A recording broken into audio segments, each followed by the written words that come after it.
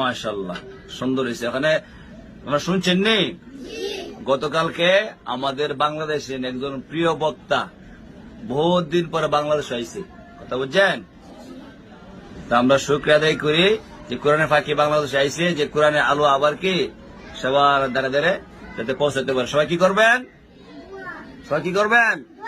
দোয়া করবেন। শুধু ওনার জন্য না, আর যত উলামায়ে কেরাম আছে সমস্ত উলামায়ে কেরামের জন্য দোয়া করবেন।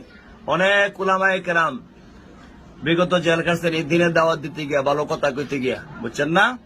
এই জন্য সমস্ত উলামায়ে কেরামের জন্য